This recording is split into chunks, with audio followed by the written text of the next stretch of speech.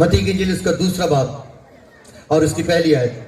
जब यीशु हेरोदेस बादशाह के जमाने में यहूदिया के बैतलहम में पैदा हुआ तो देखो कई मजूसी पूर्व से यरूशलेम में ये कहते हुए आए कि यहूदियों का बादशाह जो पैदा होगा वो कहाँ है, क्योंकि पूर्व में उसका सितारा देखकर हम उसे सजदा करने आए हैं। ये सुनकर हेरोदेस बादशाह और उसके साथ यरूशलेम के सब लोग घबरा गए और उसने कौम के सब सरदार काहिनों और फकीहों को जमा करके उनसे पूछा कि मसीह की पैदाइश कहाँ होनी चाहिए। उन्होंने उससे कहा यहूदिया के बैतलहम में, क्योंकि नबी की मार्फत यूं लिखा है कि ए बैतलहम यहूदा के इलाके, तू यहूदा के हाकिमों में हरगिज सबसे छोटा नहीं, क्योंकि तुझ में से एक सरदार निकलेगा जो मेरी उम्मत इस्राएल की गल्लाबानी करेगा।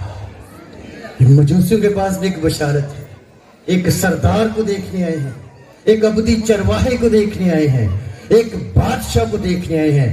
और वो दिन को जब तारा गुम हो जाता होगा आराम करते होंगे, लेकिन रातें उन्होंने सफर में गुजारी। जिस दिन यीशु पैदा हुआ था ये सितारा उसी दिन नमूदार हुआ था, पर मजूसियों को लगभग 2 साल का अरसा लगा जब ये रातों में सफर करते करते वहां तक पहुंच गए जहां उनको ये सितारा लेकर आया था। उन्होंने चरनी में यीशु का दीदार नहीं किया था, एक घर में जहां मुकद्दसा मरियम रहती थी वहां सितारे ने उनको वहां पहुंचाया था और उन्होंने उसे सजदा किया, उस बच्चे को सजदा किया। ये जो बादशाह पैदा हुआ, मैं आपको बताऊं बादशाहों के घर में शहजादे पैदा होते हैं, लेकिन सारे शहजादे बादशाह नहीं होते।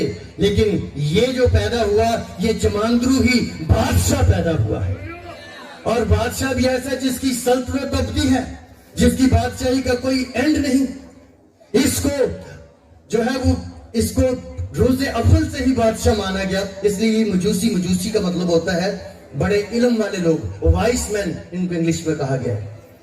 ये सितारों को समझते थे, ये आसमानों पर होने वाले निशानात को समझते थे, बड़े अक्लमंद बड़े दाना लोग थे।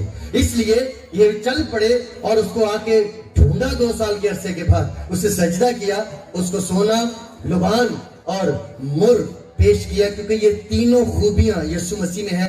इन 6000 साल में आज तक कोई ऐसा शख्स पैदा नहीं हुआ जो एक ही वक्त में पूरा बादशाह हो, पूरा काहिन हो और पूरा नबी हो, पर ये सब कुछ यीशु मसीह में पूरा हुआ, इसलिए उसे ये गिफ्ट दिए गए।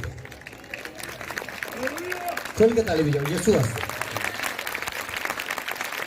बतौर बादशाह उसने क्या किया? बतौर बादशाह उसने दुश्मन को शिकस्त दी। बादशाह का काम होता है दुश्मनों से लड़ना और अपनी कौम को फतह दिलाना।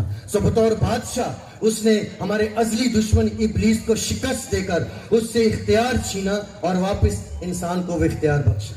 बतौर प्रीस्ट, बतौर काहिन उसने हमारे लिए अबदी कुर्बानी पेश की। याद रखिए काहिन के बगैर कोई बंदा अपनी कुर्बानी नहीं दे सकता था।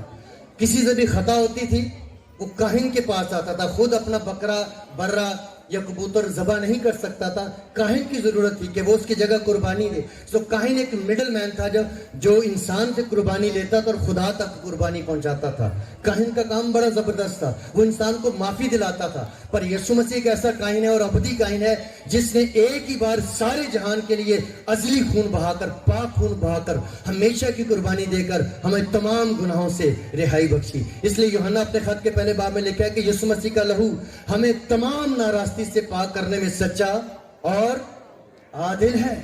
सो मेरे बहनों भाइयों, जो तीसरी खूबी यीशु मसीह में है, उसकी एक ही शख्सियत में है, वो ये है कि वो एक ट्रू प्रॉफिट है, एक हकीकी नबी है। नबी का काम होता है लोगों को रास्ता दिखाना। नबी का काम क्या होता है? लोगों को रास्ता दिखाना। अगर वो गलती करते हैं उनको पॉइंट करना, तुमने गलती की है, ये वाली उंगली नबी की है। वो बताता है कि ये गलती कर रहे हो, तुम इस रास्ते पे चलो। नबी का काम है लोगों को राह हक बताना, उनके ज़हनी अंधेरों को दूर करना, उनको सच्ची राह दिखाना, ये नबी का काम है। पर ये जो हमारा नबी है ये कहता है मैं रास्ता दिखाने नहीं आया, मैं खुद रास्ता बनकर आया हूँ। राह, हक और जिंदगी मैं हूँ, कोई मेरे वसीले के बगैर बाप के पास नहीं जा सकता। ये रास्ता दिखाने वाला खुद रास्ता बनकर आया। और इसीलिए मजूसियों ने उसके नजर ये सारे नजराने किए और उसको अपना बादशाह तस्लीम किया, अपना काहिन तस्लीम किया, अपना मुनज्जी तस्लीम किया और अपनी जिंदगियां जो है उसके आगे उंडेल नहीं लिखे। उन्होंने उसको सजदा किया, अपने आप को उसके सामने, उसके आगे उंडेल दिया।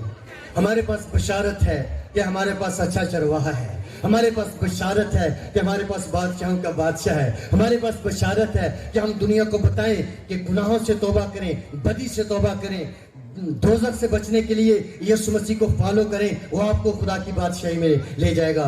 वो बड़े से बड़े गुनाहगार को भी कह देता है तो आज ही मेरे साथ फिरदौस में होगा। ये ऐसा बादशाह है जो दूसरों के लिए आगे चलकर रास्ता बनाता है। ये ऐसा खुदा है जो कुर्बानी मांगता नहीं बल्कि खुद कुर्बान हो जाता है, अपना खून बहाकर हम सबको बचाता है। ये बशारत हमारे पास है। हमारे लिए यीशु मसीह हुआ और हमारे लिए जिंदा हुआ ताकि हम उसके लिए जिए और हमेशा जिंदा रहें। खुदा आपको बरकत दे, इस कलाम को समझने और इस पर अमल करने की तौफीक अता फरमाए। आइए आंखें बंद करें, सर झुकाएंगे, दुआ करें।